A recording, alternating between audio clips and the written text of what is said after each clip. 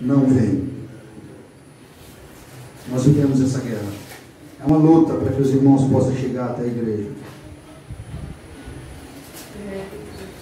Mateus capítulo de número 9.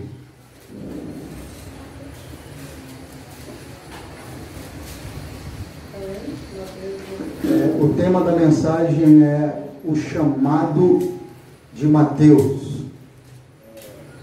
a vocação de Mateus. Chamado de Mateus.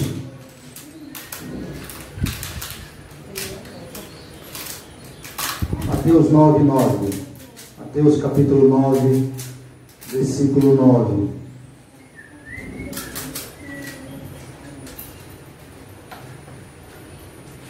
Está escrito assim: partindo Jesus dali, viu um homem chamado Mateus, sentado na coletoria, e disse-lhe: segue-me. E ele se levantou e o seguiu. Ore mais uma vez comigo. Gracioso Deus e eterno Pai, bendito Rei, a Ti pertence a honra, a glória e o louvor. Senhor, pedimos que a luz dessa passagem traga-nos o entendimento. Fale conosco de uma forma tremenda, especial, magnífica. Permita que o Teu Espírito traga a revelação, traga a iluminação dessa passagem aos nossos corações, de modo, Senhor, que nós entenda o real sentido e o que essa passagem, essa história representa para nós, e diante disso nós sejamos impactados, transformados e edificados no poder da Tua palavra em Cristo Jesus. Amém.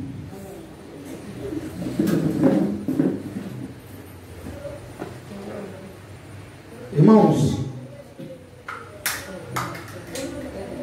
Levi ou Mateus, como conhecemos? Mateus, o evangelista, apóstolo de Jesus Cristo. Esse homem, ele está sentado no seu trabalho, onde trabalhava e tirava dali o sustento para sua casa.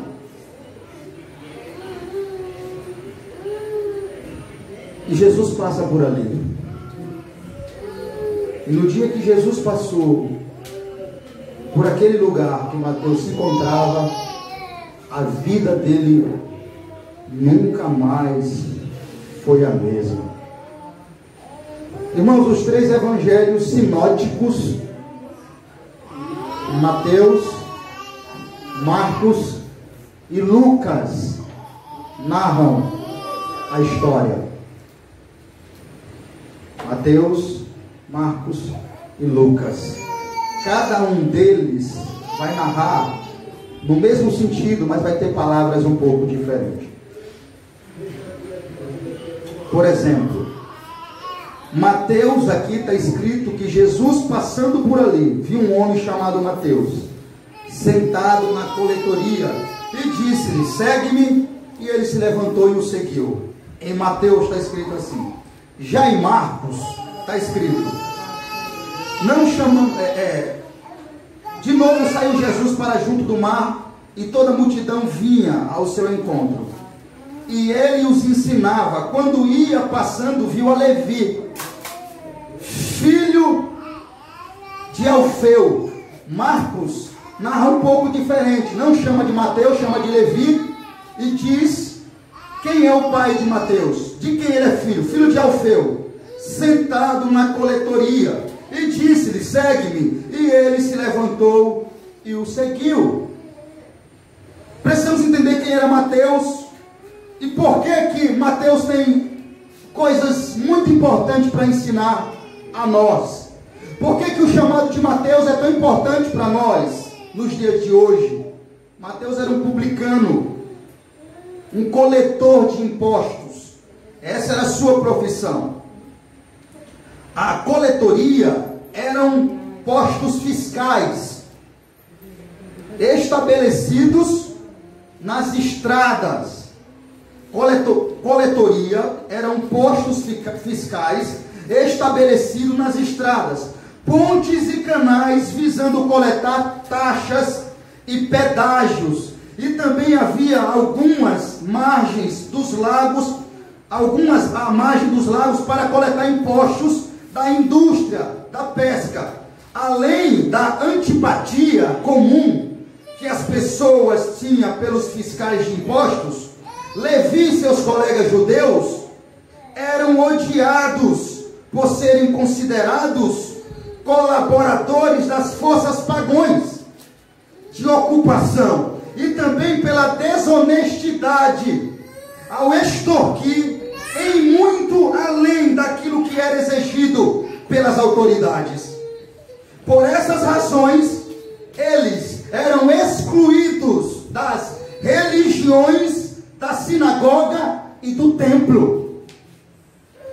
Olha a vida, o pano de fundo por trás da vida de Mateus. Mateus era esse homem aqui. E ele era rejeitado mesmo. Ele era odiado pelos seus irmãos judeus, ou amigos, por causa da profissão dele. Porque ele trabalhava em favor dos romanos, extorquindo os judeus, que era o próprio povo dele. E sendo infiel, porque eles eram infiéis. Eles cobravam mais, muito a mais do que era exigido pelas autoridades. Então eles eram rejeitados da vida religiosa, da sinagoga e do templo. Ou seja, ele estava totalmente longe das coisas que se falava de Deus, das coisas religiosas, projetos, realizações. Eles não podiam chegar lá, porque eles eram taxados como traidores. Traidores. Levi, Mateus, era coletador de imposto, a serviço de Herodes, ou do governador municipal. Tinha instalado um escritório em Cafarnaum, segundo alguns, era um agente aduaneiro, isto é, responsável por cobrar taxas de importação de bens, que passava pela cidade vindos de rotas comerciais, próximas de qualquer cidade. De qualquer maneira, a sua reputação parece colocá-lo como coletadores de impostos em condição melhor que a dos outros pecadores. Ele tinha um emprego seguro, próspero e em outro patamar, ou no mesmo patamar dos outros coletores. Mateus tinha um emprego bom, próspero e seguro, e ele sobressaía quando se falava de outras pessoas, outros pecadores. Ele tinha uma vida regalada, ele recebia bem pelo trabalho, enfim, ele trabalhava com dinheiro, coletando dinheiro, impostos, e sendo infiel. Agora, o que me chama a atenção é a narração de Lucas. Mateus diz que ele levantou e o seguiu. Marcos diz que ele levantou e o seguiu. Mas Lucas escreve algo que nos chama a atenção. Abre comigo, Lucas, capítulo 5. Evangelho de Lucas, capítulo 5. Quando eu falei evangelhos sinóticos, é porque eles são parecidos. Sempre que você ouvir falar a palavra sinótico, se referindo a Mateus, Marcos e Lucas, é porque passagem que Mateus falou e pregou e escreveu, Lucas falou, pregou e escreveu, Marcos falou, pregou e escreveu. Então eles são parecidos. Passagens iguais tem nos 3 livros. Então eles são sinóticos, que significa parecidos, ou mesmo parecer. Lucas capítulo 5, versículo 27, está escrito assim: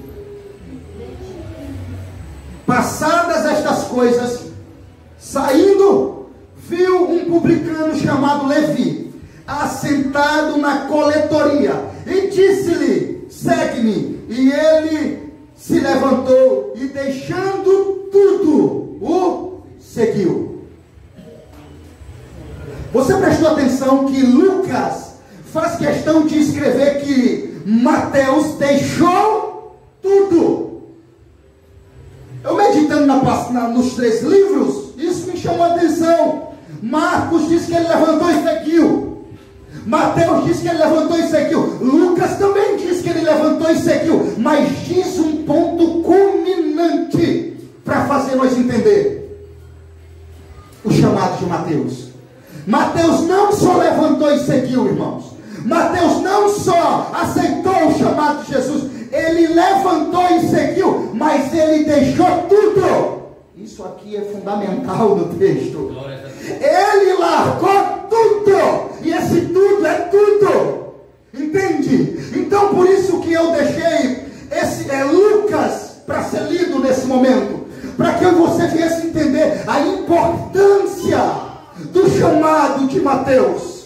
Quão isso nos traz uma reflexão edificante para as nossas vidas, porque Mateus não só levantou e disse amém, Senhor, mas ele levanta e deixa tudo, tudo.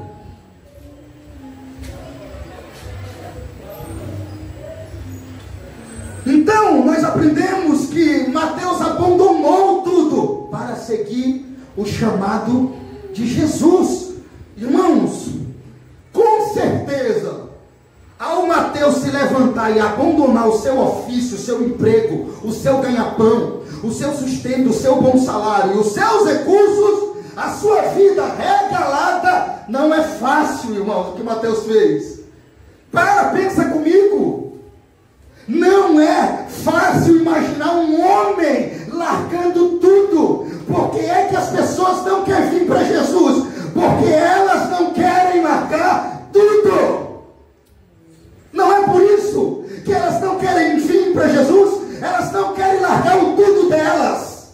Os recursos, os prazeres, os deleites, elas não querem entrar em contraste com isso. Elas não querem colocar nem na balança isso. Quando se fala em deixar tudo para seguir Jesus, porque a proposta do Evangelho é essa,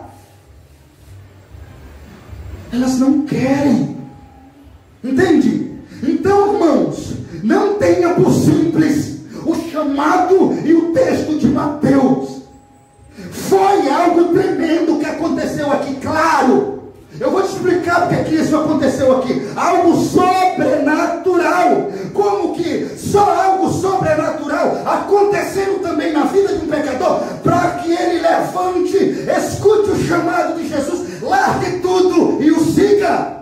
Aleluia, glória a Deus. Só algo poderoso acontecendo para que o homem decida largar os seus deleites, os seus prazeres, a sua vida para seguir a Jesus.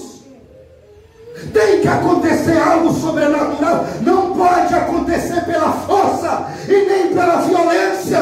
Não pode. É impossível. Aconteceu algo aqui, irmãos. Mateus abandonou o seu ganha-pão. Quer mexer com o homem? Topa no bolso dele. Fala do dinheiro. Fala que ele tem que parar de ser avarento, de ser apegado às posses. Você mexe com ele. Mas Mateus aqui, ele abandona o seu ofício. Ele trabalhava cadastrado, assinado, certo? Mas ele larga o seu ofício de coletador. Larga o seu emprego, o seu ganha-pão, o seu sustento, o seu bom salário, os seus recursos, a sua vida regalada. Percebemos que foi uma demonstração miraculosa do poder salvador de Jesus Cristo, quando chama um pecador ao arrependimento. Aleluia. Glória a Deus. Percebemos isso claramente no texto, irmãos. Ele não podia levantar com as suas forças. Ele não tinha força como você, eu e nenhum pecador tem força para levantar e deixar o pecado, para levantar e dizer: eu não quero mais o mundo. Se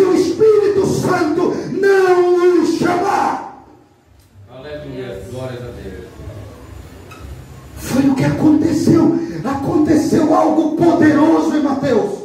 Pensa, foi o que aconteceu com você, comigo, quando nós estávamos lá.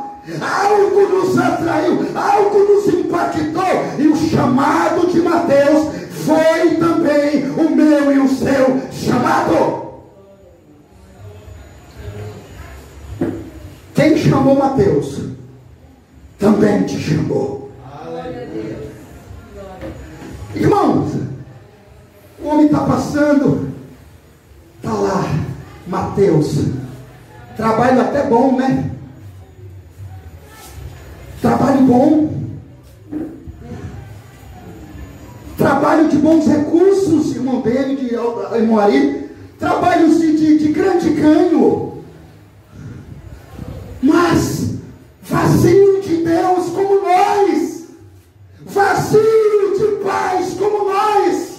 Jesus olhando para o homem fraco, rico, mas caído, rico, mas nas trevas, rico, mas sem o perdão de Deus, olha para ele e diz: Mateus, venha.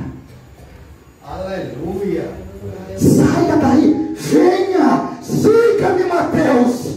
E o homem levanta, não quer saber do emprego, do recurso, do salário do mês que vem, das férias que levava para casa, da vida regalada, dos passeios. Ele não quer saber de nada. Lucas nos diz e narra que ele largou tudo. Tudo, largou tudo para seguir Jesus. Não me interessa mais isso. A minha vida antiga não me interessa mais. O que me interessa agora é satisfazer aquele a quem me chama. Glória a Deus. Não é lindo o chamado de Mateus? Houve uma obra maravilhosa. Foi uma demonstração miraculosa do poder salvador de Jesus Cristo, quando chama um pecador ao arrependimento, deixando tudo. Meu Deus, essa declaração aqui de Lucas é tremenda, estupenda. Deixou tudo para seguir Jesus. Com certeza aquele trabalho dele, por mais próspero que fosse, fazia que ele pecasse, sim. Ele ganhava bem, ele tinha uma vida boa, ele era próspero, mas ele não era feliz interiormente, ele não tinha paz interiormente, ele não tinha Deus, ele não tinha garantia de vida eterna. Glória a Deus. Não tinha. Ele não tinha o perdão dos seus pecados. Por mais rico que o homem seja, irmãos, por mais feliz, entre aspas, que ele seja, aqui nessa terra, o melhor emprego que ele tenha, os melhores amigos que ele tenha, por melhores diversões que ele tenha, se ele não tiver Deus e a certeza do perdão dos seus pecados, ele é um miserável, ele é um infeliz, achando que está feliz. Glória a Deus.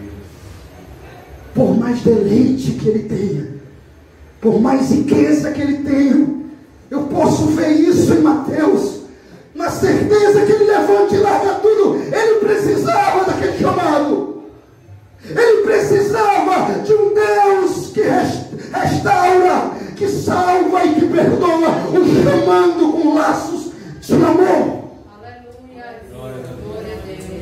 Ele percebeu que aquele chamado não podia ser negado. Ele percebeu que quem chamara ele era o Senhor da vida. Eu acredito que Mateus rapidamente coloca na balança e não pensa duas vezes. O poder do Espírito Santo levanta e o traz até Jesus. Ele larga a vida que tinha. É por isso que Lucas faz questão de dizer para que eu e você saiba. Ele largou tudo, levantou, foi, mas largou tudo. Porque está escrito, porque um dos escritores faz questão de narrar essa pequena palavra, largando tudo, para nos ensinar que quando nós viemos para Cristo, quando nós estamos em Cristo, é a mesma coisa que devemos fazer, largar tudo.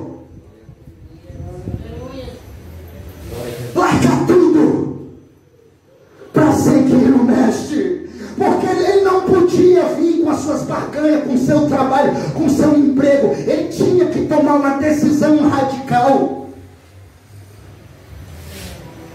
Era menos de pecado, cobrava-se a mais, por mais bom que seja, trazia pecado para ele. Ele tinha que tomar uma decisão, sabe? Decisão pela qual nós devemos tomar. Jesus chamou você também.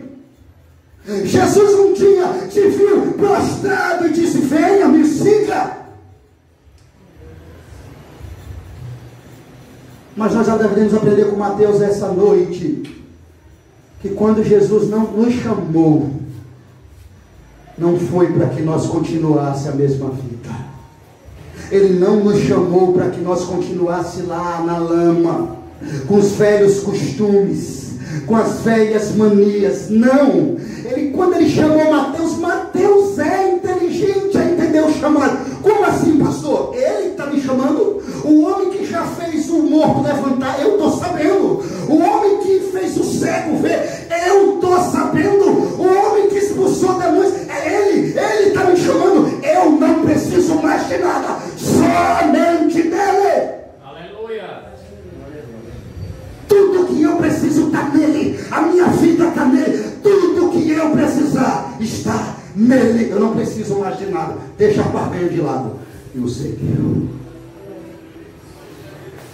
O problema é que nós achamos que quando nós vemos para Cristo, nós precisamos trazer algumas coisas, alguns costumes, algumas manias, que nós achamos que não pode sair. Tem que ter ainda, é que eu gosto de fazer.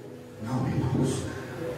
Aprendemos com Mateus ali que devemos deixar tudo que ficou para trás.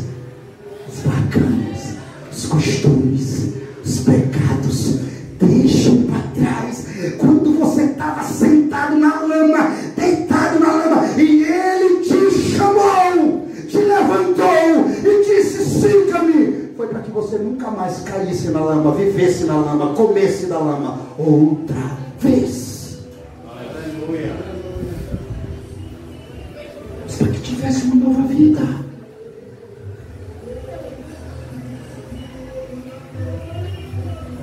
Escrevendo em nós. Impressionante como Jesus é especialista em escrever novas histórias de pecadores que creem nele. O homem que era rejeitado pelos seus irmãos, o homem que não podia fazer parte das sinagogas e nem andar nos templos, o homem que era rejeitado por todos, agora é abraçado pelo Filho de Deus. Ele não foi abraçado pela religião que o abandonava, pelo templo que fechava as portas para ele. Ele foi abraçado pelo dono, pelo Senhor e Salvador, Jesus Cristo. Foi por ele que ele foi abraçado. Ele não precisava mais de nada. Ele foi abraçado pelo caminho. Ele foi abraçado pela verdade. Ele foi abraçado pela vida.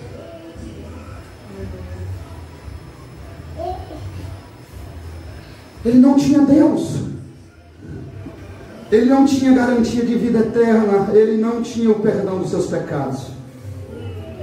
Ele não tinha irmãos. Irmãos, preste bem atenção. Tem muitas pessoas aí achando que está feliz, mas na verdade elas são infelizes sem Deus. O diabo, irmãos, ele engana essas pessoas, fazendo elas pensarem que estar em Deus é tudo muito chato, sabe? Que está em Deus, e é bem isso que ele faz. Irmãos, eu acho que essa é a estratégia cabal do diabo no século que vivemos. Presta atenção. Ele faz as pessoas acharem que estar em Deus é tudo muito chato. Ah, eu não posso beber mais aquela cervejinha, eu não posso usar mais aquelas roupas sensuais, eu não posso mais ir naquelas festas e fazer tudo o que eu quero, se embriagar, ter relações com o que eu quero. Ah, eu acho que eu não conseguiria ser feliz assim. É isso que elas pensam. Eu não conseguiria ser feliz na presença de Deus, porque eu tinha que fazer tudo isso. É muito pouco para mim. Igreja, casa, trabalho, casa, igreja. Eu quero uma diversão mais quente, mais ardente, mais atraente, mais carnal. Então o diabo faz elas pensarem que estar perto de Deus, elas vão serem infelizes. Eles fazem elas pensarem isso. Não é bom que elas venham para Deus. Não é bom que vocês vão para Deus. Por quê? Tem mandamentos. Tem que mudar. Não pode mais viver a mesma vida. Mas, se mentia, não pode mentir mais. Se bebia e andava em festas, em baile, em boate, que você tanto gostava, você não pode mais mostrar o seu corpo, que você tanto gosta de mostrar, exibir seu corpo. É muito ruim isso para você. Aqui, você pode fazer o que quiser, você é livre para pecar, satisfazer, vestir como quiser, exibir o seu corpo como quiser, ir a shows, beijar quem quiser, ter relação com quem quiser, sem restrição alguma. É isso que para eles é felicidade. Eu contei agora, em poucas palavras, o ritmo do mundo e o que eles pensam. Com essa estratégia, preste atenção, essa é a maior estratégia eficaz e maldita do século que vivemos, de Satanás.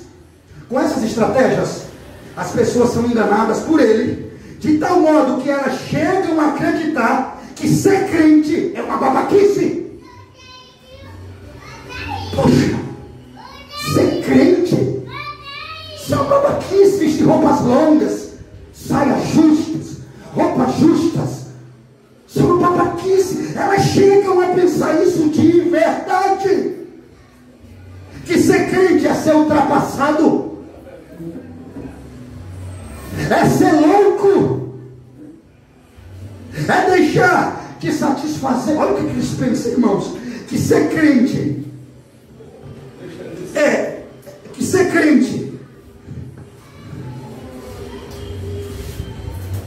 só um instante, é uma babaquice.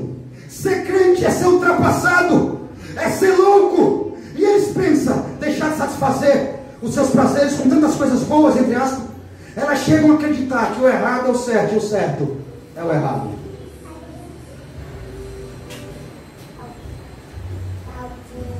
Agora presta bem atenção. Não foi com isso que o diabo fez com Eva. Não foi isso que o diabo fez com Eva no jardim. É por isso que eu estou dizendo a você que essa é a estratégia cabal, fulminante do diabo nesse século. Ele continua com a mesma estratégia que fez Eva pecar. Diante disso que eu falei aqui, eu vou fazer você lembrar que foi exatamente isso que eu falei aqui, que aconteceu lá no Éden. Ele diz para Eva, ele faz Eva pensar que o jardim não era tão bom assim, e que se ela não comesse a maçã, tudo ficaria melhor depois que ela comesse a maçã, e que Deus não era tão bom com ela assim, para colocar ela num lugar tão perfeito e colocar restrições. Por isso que o diabo falou a Eva: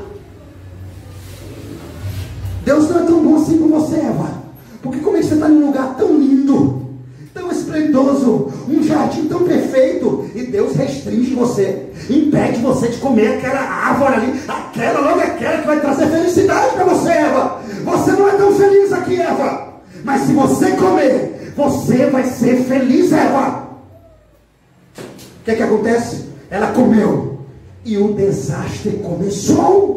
Por desobediência, de não negar sua própria vontade e fazer a de Deus, como fez esse homem aqui. O pecado entrou e continua, irmãos, a proposta. Continua os feitos. A proposta é feita. O fruto é oferecido diariamente a você e a todos os seres humanos na face da terra. Mas vemos o resultado no Éden. O afastou Eva e Adão de Deus. O fruto distanciou Eva e Adão de Deus. Veja, irmãos, qual era o propósito do diabo quando ofereceu para Eva aquele fruto: afastá-los da presença de Deus. Qual é o propósito do diabo quando ele oferece o pecado para o crente? Quando ele oferece o pecado para o ímpio? Quando ele oferece o pecado para as pessoas que estão no mundo? Cada vez mais afastar aquelas pessoas de Deus. O resultado no Éden, ela comeu fruto, afastou ela e Adão de Deus. As pessoas estão comendo fruto diariamente. As pessoas, cada vez mais, elas se distanciam de Deus. Eu não quero negar, as pessoas não querem negar esse fruto pecaminoso, mas Mateus nos ensina aqui que negar esse fruto é a melhor opção. Mateus nos ensina aqui que quem faz isso, quem nega esse fruto, aproxima-se de Deus. Foi isso que ele fez. Ele negou o fruto do diabo, correu a seguir Jesus no seu chamado. Veja que ao negar o pecado e a vida que ele vivia, logo isso o aproximou de Deus. Aleluia. Glória a Deus. Presta atenção. Vida de pecado era qual? Estava lá ele, se corrompendo com o sistema, se corrompendo com a avareza, pecando. Ali era o pecado de Mateus. O que é que ele faz? Ele deixa o pecado. Toda vez que o homem deixa o pecado, abandona o pecado, nega o pecado, ele se aproxima de Deus, porque o pecado afasta o homem de Deus. Mas quando o diabo incentivou a Eva a comer o fruto, foi para que ela se afastasse de Deus. O pecado afasta, mas a abnegação do pecado aproxima. E foi isso que aconteceu aqui com Mateus. Quando ele entende que a vida dele era pecaminosa e que o chamado de Jesus era santo, ele nega o pecado e segue a santidade diante de Deus.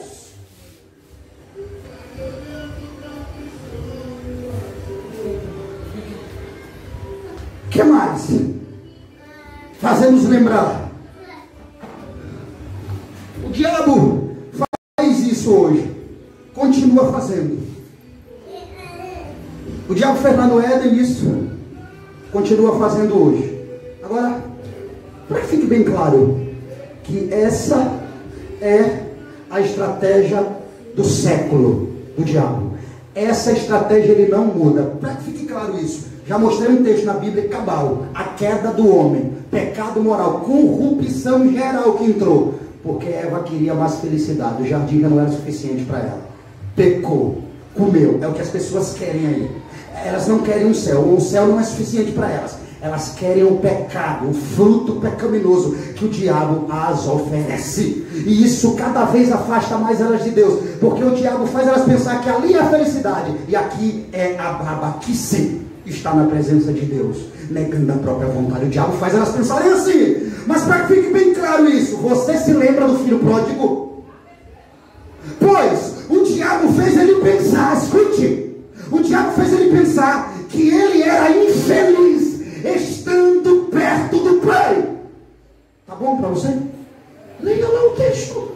O diabo faz o filho pródigo pensar que ele não é feliz, que ele não é tão feliz, que ele era infeliz estando perto, junto do Pai. Mas tem mais, ele não para por aí. Mas após, o diabo faz ele pensar que ele era feliz estando longe do Pai.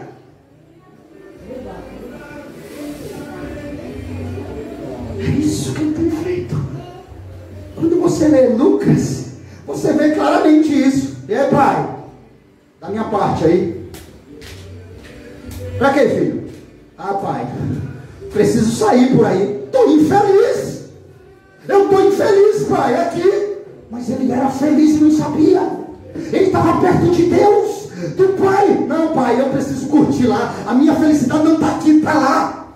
O povo vai embora. Quando ele chega lá, que está cheio de dinheiro aí, depois que gasta, que vem a calamidade na terra, é que ele cai em si. Mas até ter dinheiro, o diabo faz ele pensar que ele era feliz estando longe do pai. Então ele pede a sua parte para ir embora, porque ele achava que longe do pai ele seria feliz, porque perto do pai ele não estava feliz. Se a proposta do diabo, irmãos, ela continua sendo essa, você não vai ser tão feliz. Primeiro, você não tem cara de crente, você não tem nem jeito para ser crente. Eu não vejo nem você vestido numa saia, num vestido, não vejo você vestido de calça, de camisa, não vejo, você não tem jeito para isso. Essa é a proposta do diabo, fazer as pessoas pensarem que está em Deus é infelicidade, por não satisfazer os seus deleites mais, não poderem ter regalia para pecar mais, e estar feliz, podendo fazer o que quer. Nós precisamos negar a boa vontade do mundo, entre aspas, como Mateus fez. Mateus negou, claro, a boa vontade enganosa, ilusória, passageira do mundo. Ele negou isso aí. Veja, Mateus tinha um bom emprego. Acredito, irmãos, que ele podia comer até 4 vezes ao dia. Tinha recursos, tinha um salário bom. Olha, com certeza tinha dinheiro para ir passear, voltar, ir em lugares bonitos com a sua esposa, família. Com certeza os recursos que ele tinha podia trazer entretenimentos prazerosos para ele. Tudo isso. Mas esse é o problema. Tudo isso fica, não passa disso, é terreno. Não tem poder para satisfazer a alma, não tem poder para dar paz que o homem tanto precisa, não traz segurança nenhuma para o homem, mas ao contrário, essas coisas fazem que o homem se apegue cada vez mais e acabe amando mais ela, mais as posses, mais os prazeres do que a Deus.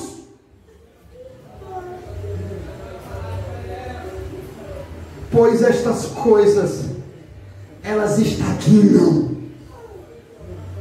elas logo mostram a sua fragilidade de não poder satisfazer o homem espiritualmente, não pode preencher o seu vazio, não pode dar paz quando há perturbação em sua alma, não pode dar o perdão dos seus pecados quando ele os condena e os perturba, porque tudo isso é correr atrás do vento, é vaidade, é passageiro, e tudo que o passageiro tem, ele não pode te dar garantia eterna, porque é passageiro. Sabe o que é estranho? Estranho é que Mateus é quem escreve. O que adiantaria, ou o que adiantará o homem ganhar o mundo inteiro, se ele perder a sua alma? É Mateus que escreve isso. Irmãos, eu não sei, mas eu acho que Mateus, quando está escrevendo isso, esse texto, eu acho que ele faz uma lembrança da sua velha vida. Sim, Mateus era um dos homens que ganhava muito dinheiro. Humanamente falando, ele tinha tudo que ele queria.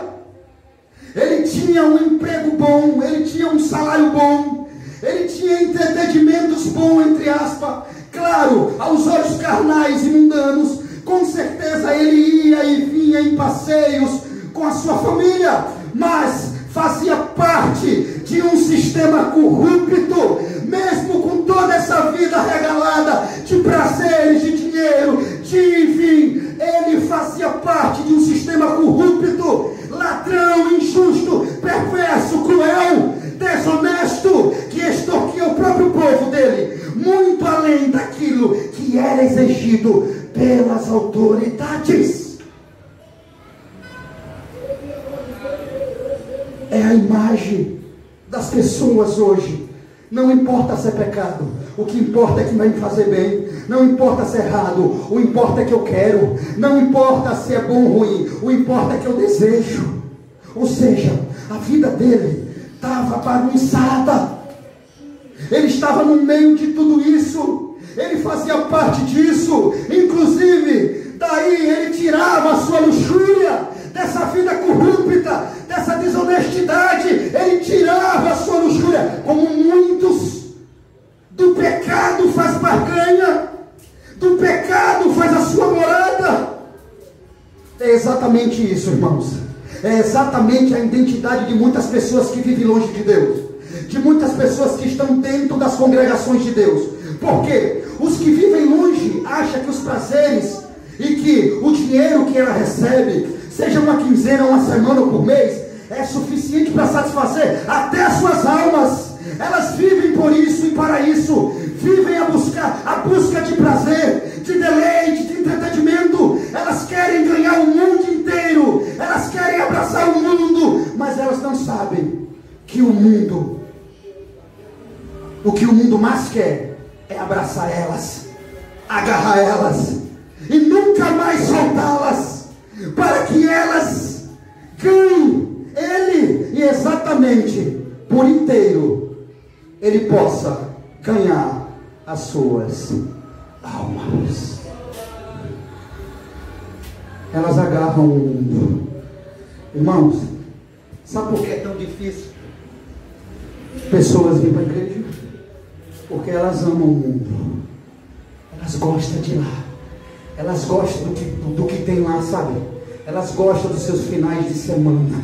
Então elas agarram o mundo com força. E o mundo também agarra elas com força, para nunca mais soltá-la, para que elas possam ganhar ele, e ele possa ganhar as suas almas. Esse é o maior propósito do mundo. O maior propósito do mundo é agarrá-las e nunca mais soltá-las. Os que estão dentro das congregações, elas querem viver, elas não querem viver para Cristo, elas não querem carregar a cruz. Muitos são inimigos da cruz, não quer renunciar a si mesmo, não quer assumir um compromisso com Cristo, com a igreja, não querem mudança de vida, de atitudes. Elas não querem andar, elas querem andar por elas mesmas, decidirem o que é certo ou o que é errado, e assim andar e praticar e fazer aquilo que elas mesmas decidirem, se é certo ou se é errado. Elas não querem saber se Deus acha que é certo ou se Deus acha que é errado.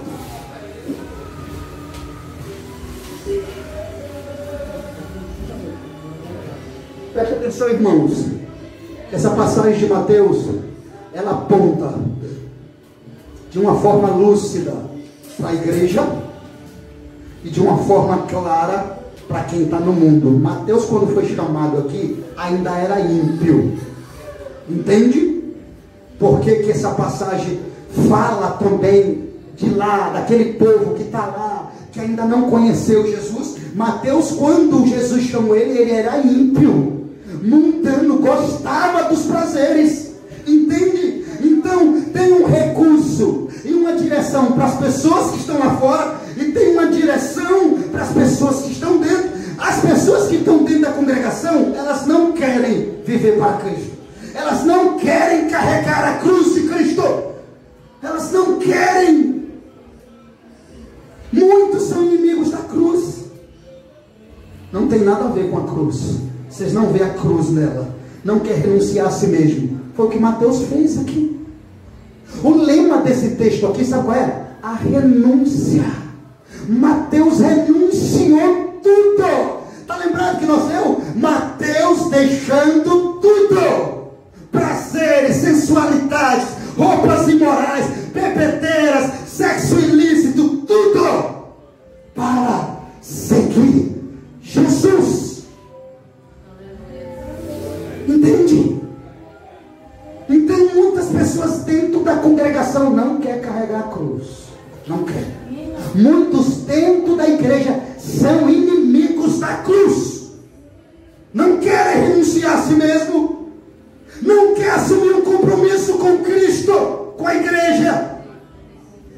não querem mudança de vida, não querem mudar, não querem parecer com Cristo, não querem Cristo, não querem santidade, não querem pureza, não querem, mesmo estando dentro da igreja. Não querem um pecado, quer a pornografia, quer a imoralidade, quer o mundanismo, quer a novela do diabo, quer o entretenimento do diabo, mas não quer Deus. Irmãos, o ponto culminante, chave desse texto, o que é, pastor? O ponto culminante, chave desse texto: renúncia. Mateus renunciou tudo quanto tinha, largando tudo, o seguiu. Aleluia, glória a Deus.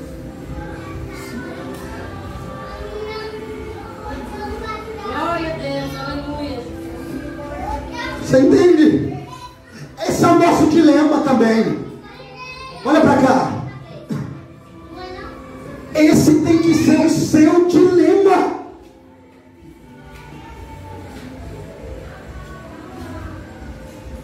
Irmãos, precisamos estar vigilantes com isso, sabe? Porque mensagens como essa, tão despertadora como essa, faz que a antena do diabo levante. Então fique ligado para o que Deus está falando aqui com você. É comigo, é com você que Deus está falando. O chamado de Deus para a nossa vida foi um, o de Mateus foi outro, mas ambos foram chamados. Glória a Deus. Aleluia. Então, por que tem pessoas dentro das igrejas que são inimigos da cruz? Cruz representa sofrimento, abnegação, renúncia. Sofro e vida eterna.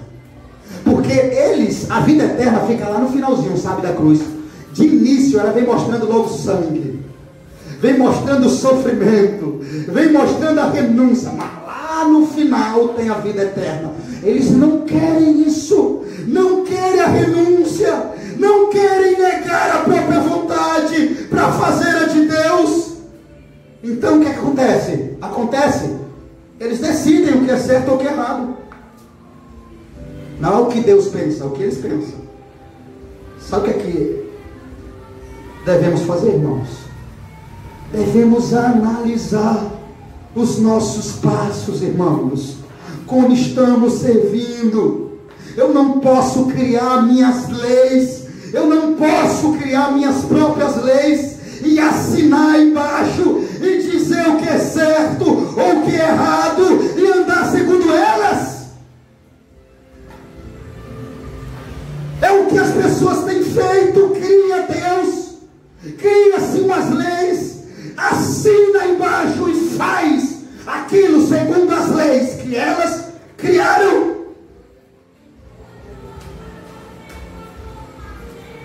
Eu não posso criar minhas próprias leis. Olha para cá para ver se você entende isso. Eu e você não pode criar minhas próprias leis. Já existe uma lei, mandamento estabelecido. Ele é bom, agradável e perfeito. É de Deus. É a lei de Deus, os mandamentos de Deus. Eles já estão estabelecidos. Não adianta você querer criar lei para não querer se submeter às de Deus. Eu vou te dizer por que não adianta você fazer isso. Não adianta você criar suas próprias leis e assinar embaixo delas. Mas pastor,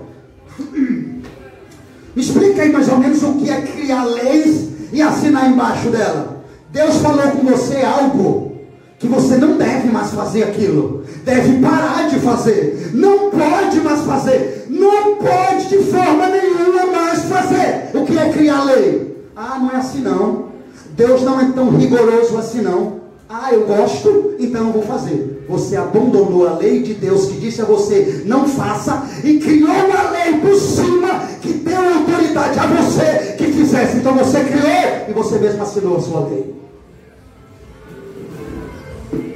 Isso. Não existe mestre em fazer o que eu estou dizendo aqui agora.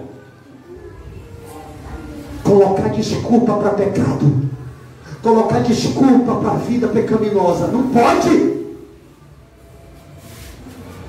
Eu não posso fazer isso e andar segundo elas. Sabe por que você não pode criar suas leis e andar segundo elas? Com certeza eu iria para o inferno se eu fizesse isso.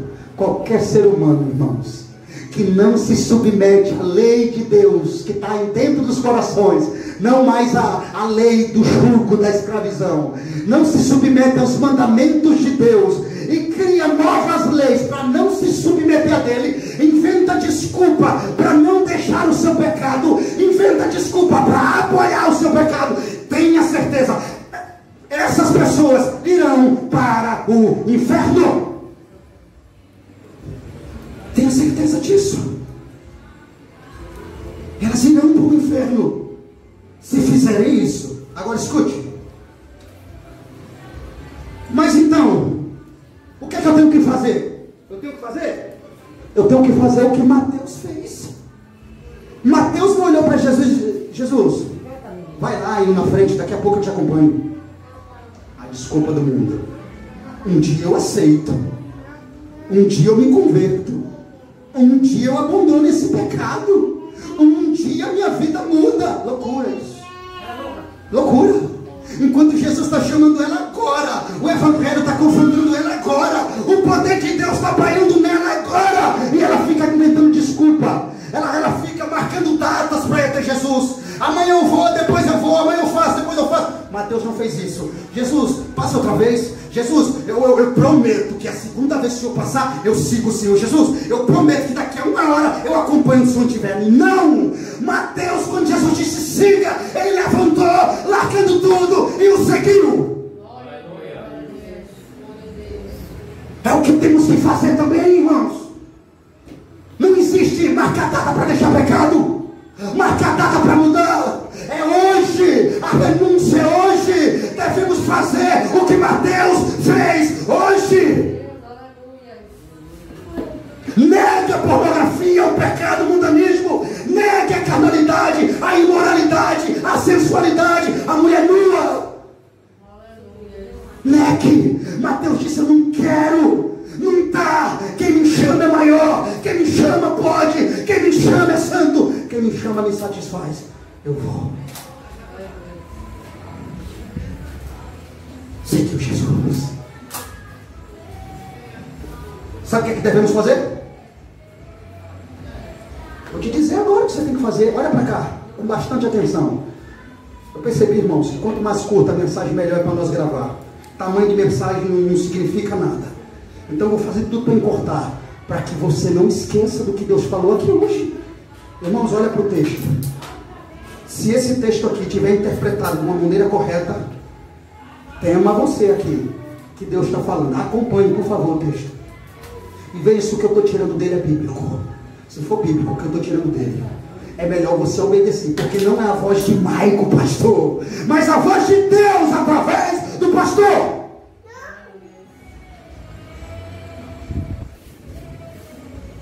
Vou te dizer o que você tem que fazer agora, tá bom?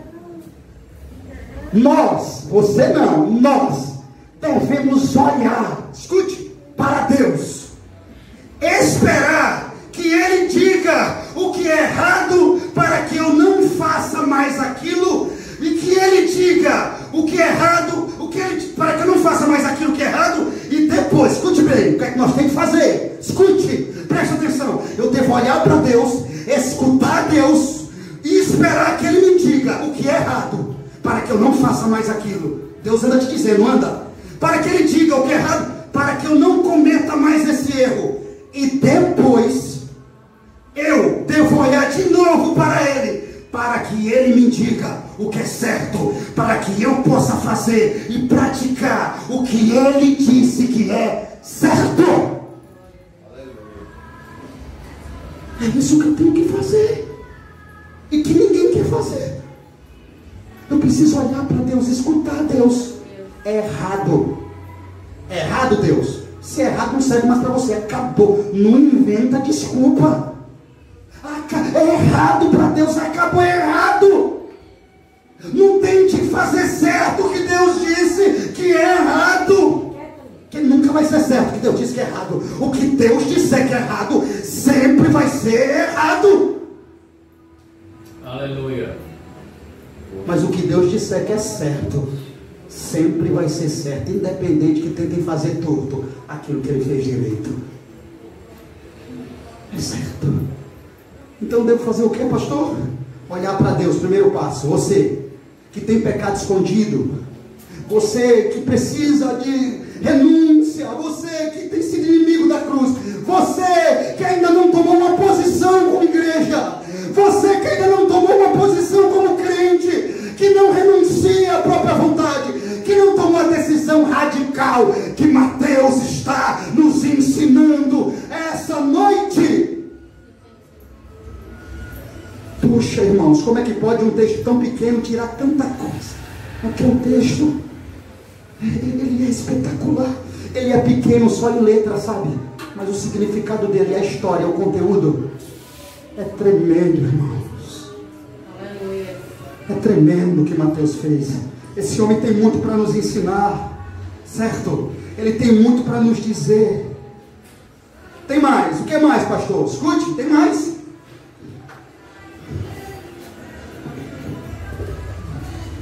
O que Deus disser para você que é certo, você vai assinar embaixo, é certo. O que Deus disser que é errado, escute. E tudo isso é no dia a dia, na palavra, é numa exortação de um esposo, né? Às vezes, né, se endurece o coração. Mas se Deus estiver falando através do esposo, é uma exortação de uma palavra que vem no dia, no Face, no WhatsApp, que confronta a gente, que fala direto, e nós tenta arrodear, correr. Não corre não, meu filho. Aquela é a vontade de Deus para a sua vida. O que Deus disser que é certo, assina, é certo. O que Deus disser que é errado, corre, deixa, abandona. Sabe por quê? Porque é isso que tem que ter relevância para nós. Você concorda comigo? Você concorda que o que tem que ter relevância para nós é o que Deus fala, o que Deus pensa, o que Deus acha? É isso que tem que ter relevância para nós. O que Deus pensa, o que Deus fala e o que Deus acha. Daquilo que eu penso, daquilo que eu falo, daquilo que eu acho, daquilo que eu pratico. Escute, escute. O que tem que ter relevância, olha, o que você tem que levar em consideração. Olha para cá. O que você tem que levar em consideração, escute, é o que Deus pensa, certo? O que Deus fala é o que você tem que levar em consideração. O que Deus pensa é o que você tem que levar em consideração. O que Deus acha é o que você tem que levar em consideração. Agora, o que Deus acha de quê, pastor? O que Deus acha do que você pensa, daquilo que você fala, daquilo que você acha e daquilo que você pratica. O que é que Deus pensa? O que é que Deus acha daquilo que você pratica? O que é que Deus acha daquilo que você pensa? O que é que Deus acha daquilo que você faz? Você tem que saber o que é que Deus acha. Se Deus achar bom, continua. Mas se Deus achar ruim, aquilo que você pensa, aquilo que você fala, aquilo que você acha e aquilo que você pratica, você tem que abandonar hoje, sem olhar para trás. Aleluia.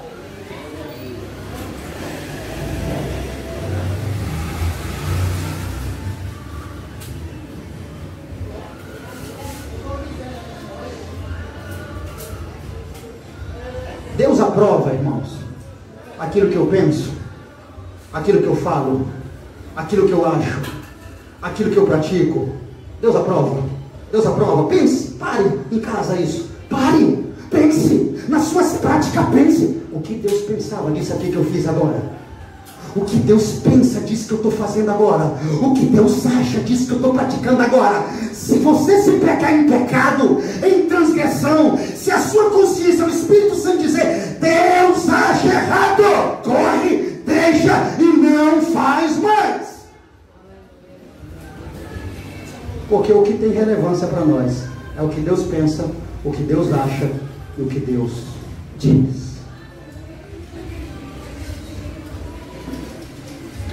O que é que Deus pensa daquilo que eu acho?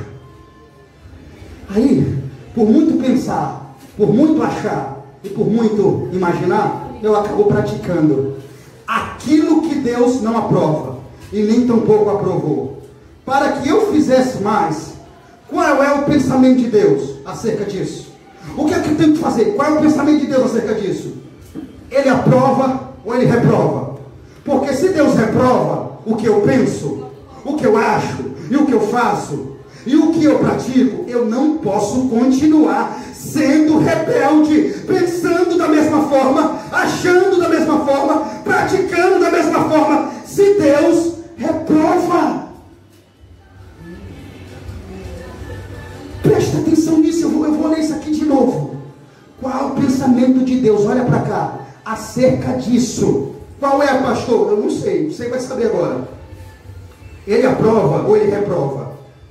Porque se Deus reprova o que eu penso, o que eu acho e o que eu faço, o que eu pratico, qual é a minha atitude? Eu não posso continuar sendo rebelde. Pensando da mesma forma, Deus reprova. Praticando da mesma forma que Deus reprova. Fazendo ou agindo da mesma forma que Deus reprova. Se Deus reprova as minhas práticas, escute agora, olhe para cá com atenção. Se Deus reprova as minhas práticas, é porque elas não são boas, elas são ruins, reprováveis e malignas, elas trarão consequências ruins para mim, e Deus quer o melhor para nós. Glória a Deus. Glória a Deus. Quando Deus reprovar uma ação sua, um ato seu, uma prática sua, é porque Ele sabe que é ruim para você, é maligna, é perversa e pode trazer consequências ruins, e Ele só quer o melhor para nós.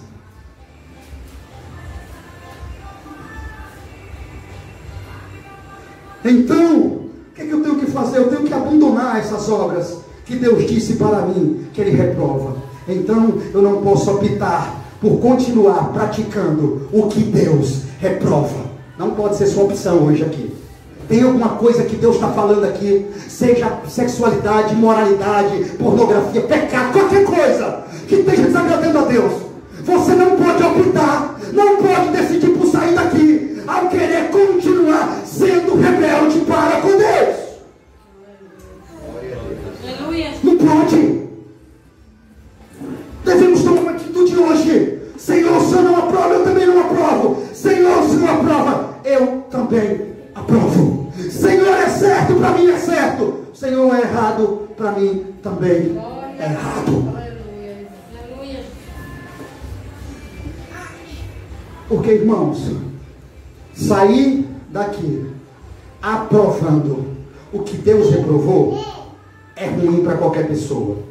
Seria uma sentença de condenação ou de própria morte, porque o salário do pecado é a morte, mas o dom gratuito de Deus e a sua boa vontade para conosco em conselhos, mandamentos e doutrinas em Cristo Jesus é boa e agradável e perfeita.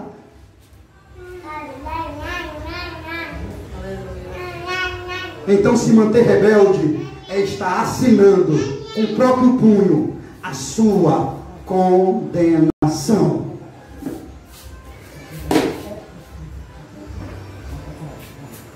Irmãos, Deus não aprova a vida antiga de Mateus. Por quê, pastor? Ele não disse: Mateus, fica aí, depois eu venho te buscar, mas você é meu. Mateus, a partir de hoje você é meu servo. Mas continua aí, continua, não precisa ouvir não. Jesus disse: Mateus, venha, saia daí, deixe essa vida, deixe o pecado, deixe o mundo e me siga. Ele não aprovava a vida antiga de Mateus, como ele também não aprova a nossa antiga vida, e nunca vai aprovar, nunca. Então bote na sua cabeça, a sua vida antiga, os seus costumes antigos, as suas manias antigas, nunca vai ser aprovadas por Deus. Deus nunca vai se conformar a elas. Você e eu é que deve se conformar à vontade perfeita soberana de Deus. Exatamente isso. Deus reprova a vida antiga de Mateus pecaminosa, corrupta, imoral e anti-Deus. Sabe o que acontece? Mateus entende isso, irmãos. Mateus, ele deixa tudo a seguir Jesus. Aleluia, louvado seja Deus por isso. O publicano entendeu a reprovação de Deus. Ele decidiu aprovar aquilo que Deus aprova. Precisamos aprender com Mateus que por mais boa que seja muitas coisas em nossas vidas, por mais desejáveis que sejam, por mais deleitosas que seja isso, nos fazendo pecar contra Deus, se isso contraria a vontade de Deus, eu preciso abandoná-lo. Tem coisas, né, irmão, que parece que é tão boa. Puxa, eu vou ter que deixar aquilo. Eu gosto tanto daquilo. Mas ser ruim para Deus não pode ser boa para você, meu filho. Mateus entendeu isso. Ei, vem cá. Mateus não gostava de ganhar o salário dele, não? Era comer 4 vezes ao dia. Comer cordeiro todo dia. Vinho e pão em abundância. Deleites, passeios. Ele não gostava, não? Sabe que ele não gostava disso, não? Da vida dele, não? Mas ele entendeu que aquilo que era ruim para Deus, que aquilo que Deus rejeitou, que aquilo que Deus disse que era errado, também era rejeitável e errado para ele. E aquilo que Deus disse que era certo, também era certo para ele. Então ele levanta, deixando aquilo que é errado, e segue para fazer aquilo que é certo. É a atitude que devemos ter aqui essa noite. É a atitude que você deve ter aqui essa noite. Levantar para deixar de fazer o que é errado e seguir Jesus para fazer o que é certo. O publicano entendeu a reprovação. Ele decidiu aprovar aquilo que Deus aprova. E nisso nós precisamos aprender com Mateus, que por mais boa que seja, as coisas que nós desejamos, como já falei aqui, nós devemos abandonar. Por mais deleitosas que seja isso, irmãos, se nos fazer pecar contra Deus, se isso contraria a vontade de Deus, eu preciso abandonar, eu preciso me afastar disso, porque Deus reprova. Eu não quero saber se é boa para mim, eu não quero saber se vai me satisfazer, eu não quero saber se é boa, se é ruim para Deus, se vai entristecer a Deus, se isso vai fazer eu pecar contra Deus. É isso que importa para mim. E era isso que importava também para Mateus. Porque o que importa para Deus é o que tem que ter relevância para nós. E o que tem que ter todas as nossas atenção. Mas aquilo que é reprovável por Deus é o que tem que ter toda a nossa repugnação, todo o nosso desprezo, todo o nosso abandono, todo o nosso afastamento. Se afaste, corra daquilo que Deus reprovou. Foi isso que Mateus fez, não foi? Ele renunciou à própria vontade. E o que devemos fazer também é isso, a verdadeira doutrina da renúncia, se submeter à vontade de Deus, independente que ela nos esprema, que ela combata contra o nosso eu, mas ela é boa, agradável e salvadora. Aleluias. Irmãos, eu quero me aprofundar um pouco nisso. Eu quero me aprofundar mais nisso, através de um texto aqui na Bíblia. Eu quero que vocês leiam esse texto, lembrando o que aconteceu com o apóstolo Mateus, lembrando a atitude que ele tomou. Nós vamos enxergar Mateus aqui, nesse texto. Abra Mateus para mim, por favor.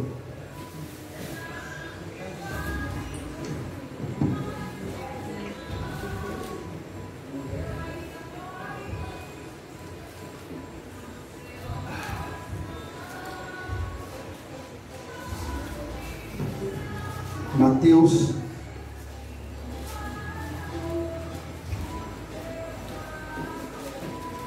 Lembre, irmãos, porque o que importa para nós, aquilo que Deus reprovou, é o que nós temos também que repugnar, desprezar, ter todo o abandono e todo o afastamento. Olha se não lembra Mateus, esse texto aqui. Mateus 13, 44.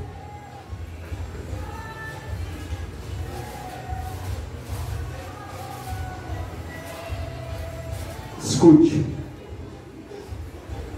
O reino dos céus é semelhante a um tesouro oculto no campo, o qual certo homem, tendo achado, escondeu e, transbordante de alegria, vai, vende tudo o que tem e compra aquele campo. Amém? Como é? O reino dos céus é semelhante a um tesouro oculto no campo, qual certo homem, tendo achado, Mateus, irmão, escute onde é que Mateus está aqui. Mateus, à beira do caminho, encontra um tesouro. Mas pastor, quem é o tesouro aqui? O tesouro aqui é o Senhor e Salvador Jesus Cristo. Ele é o tesouro aqui. E como assim, pastor? Vamos lá. O homem está à procura de um tesouro no campo. Tendo achado aquele tesouro, ele vai, transbordante de alegria, vende tudo que tem. Mateus largou tudo que tinha e o seguiu. Vende tudo que tem, compra aquele campo. Por que ele vende tudo que tem e compra aquele campo? Para nunca mais se separar, distanciar daquele tesouro. Irmãos, presta atenção, o ato aqui é a realidade de Mateus. Se você não sabe, depois que Mateus levanta, ele vai para a casa dele, ele faz o quê? Ele dá um banquete.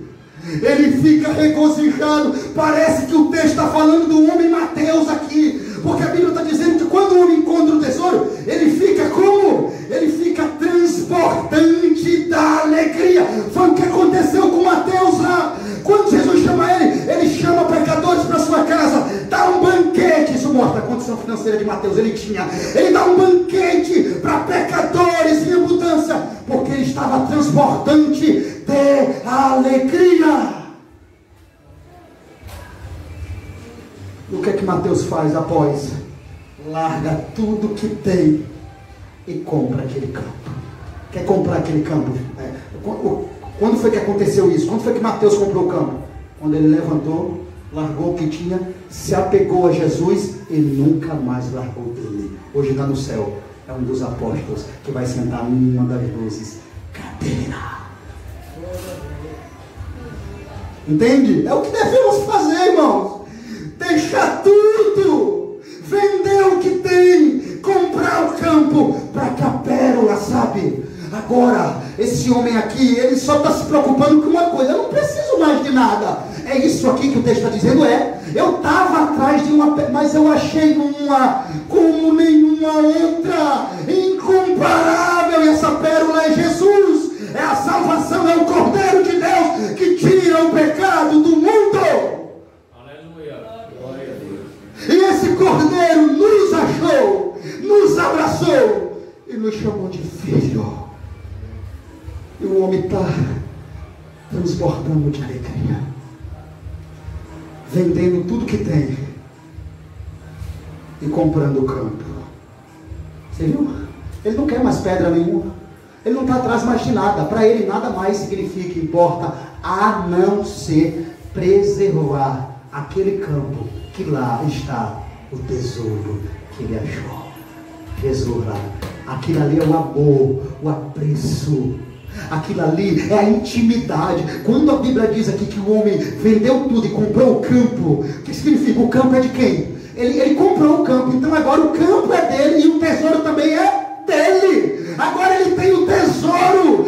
Sabe o que esse homem queria? Ele queria o tesouro agora para ele. Ele não quer perder mais o tesouro. O tesouro dele é tudo que ele tem. Então, para ele ter a certeza que nunca mais ele vai perder esse tesouro, ele vende tudo que tem, compra o campo e morre por esse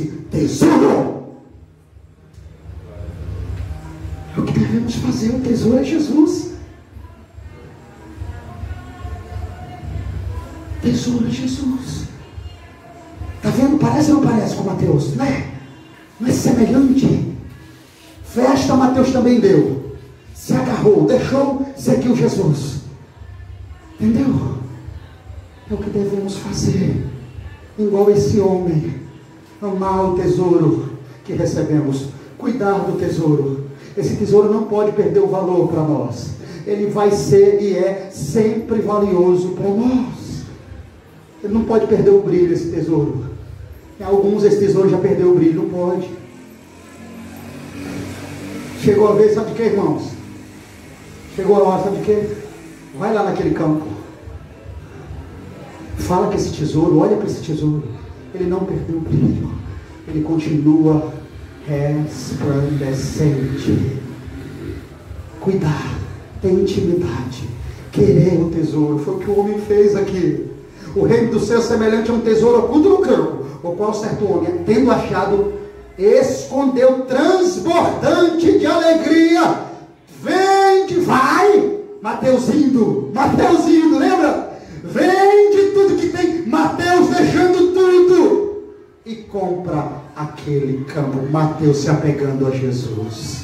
Mateus seguindo Jesus, sendo fiel a Jesus, confiando em Jesus, dependendo de Jesus. Agora eu acabo a mensagem em Lucas.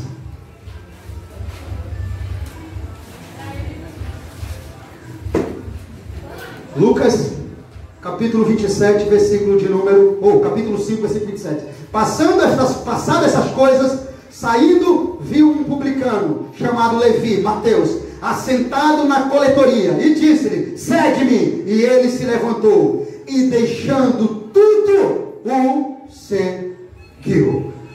Louvado seja o nome do Senhor. Fique de pé.